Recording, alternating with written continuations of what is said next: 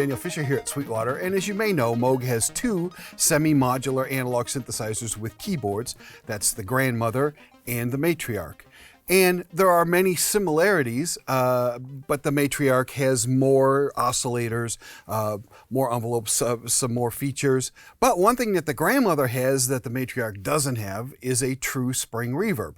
Now, in the Matriarch, they have two Series 500 Moog analog delays that each can work independently and can each output their own stereo image. So that's the one I'd really prefer, but I read the forums and I see that people really wish that the Matriarch also had a spring.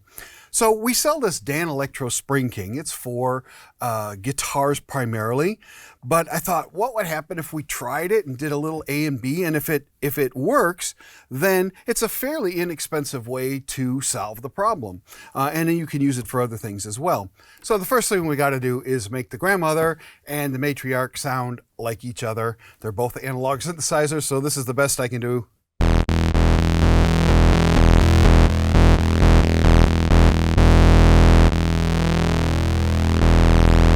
Okay, so now I'm going to turn up the spring reverb on the Grandmother.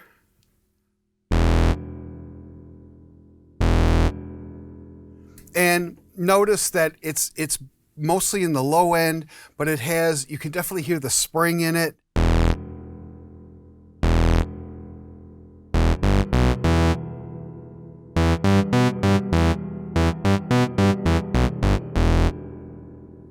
Okay, so now I'm going to turn on the Spring King, and I've set it to be approximately the same.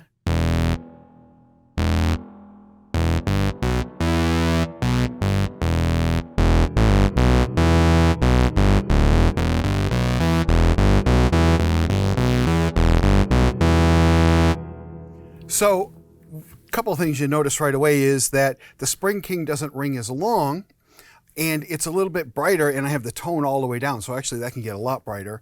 I can't change the tone on that. And one of the interesting things about the Spring King is that there are a lot of mods on the internet for this, including adding extra knobs that you can play with the delay time and the feedback, because there's actually an analog delay in here as well. So by lengthening the delay time, you can make this spring ring about as long as that one. But even as it is, it's a reasonably good match.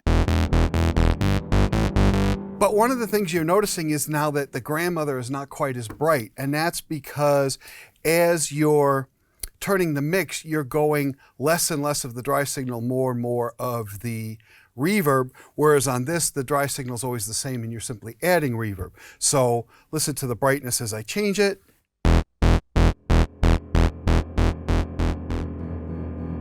Now, on the plus side, this lets you get into that murky territory where you're not even sure what the source is, whereas you can't do it on this because it's always full volume of the dry signal.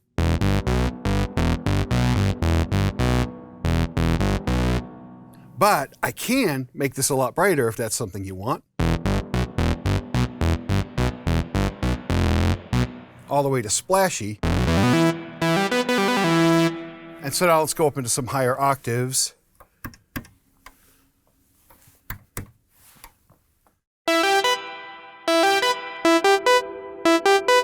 And I'll turn the tone back down on this.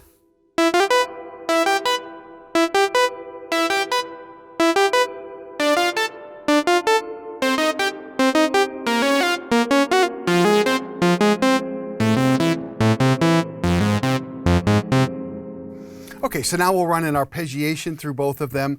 I've set the Spring King reverb back to approximating the Grandmother reverb, and both of the arpeggiations are set to 3 octaves, so we'll have a mix of high notes and low notes.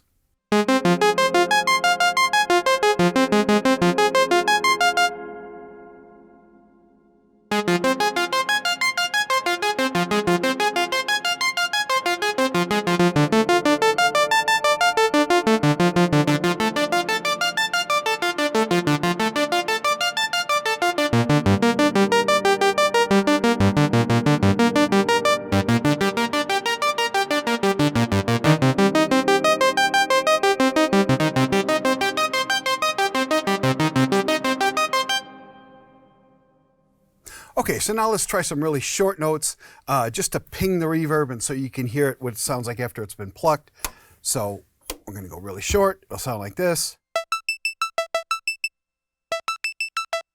And here's some reverb on the grandmother.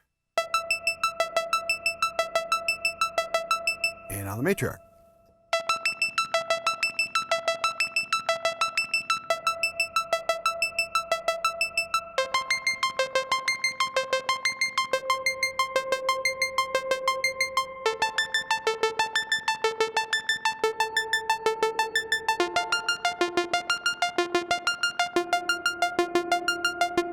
Now, as I said, you can't change the tone on that reverb, but you can significantly raise the tone on this one.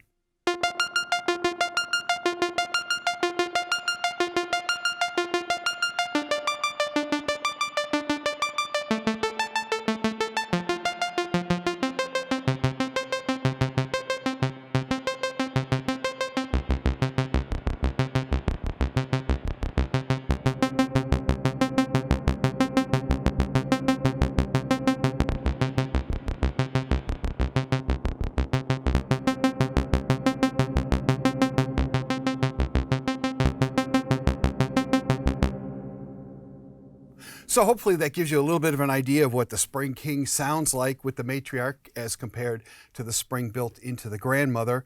If you already own a Spring guitar pedal, a digital pedal, definitely try it. But I did this for those who really just insisted on a true analog Spring. And hopefully that gives you a really good idea of whether this is going to be right for you or not. If you have any further questions about any of the Moog products or Danelectro products, please contact your Sweetwater sales engineer. My name is Daniel Fisher. Thank you very much for watching.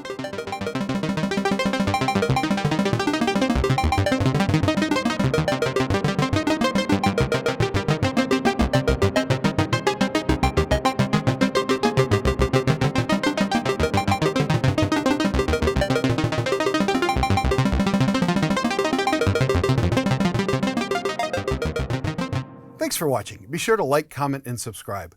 Click here for more videos like these, or go to Sweetwater for all your music instrument and pro audio needs.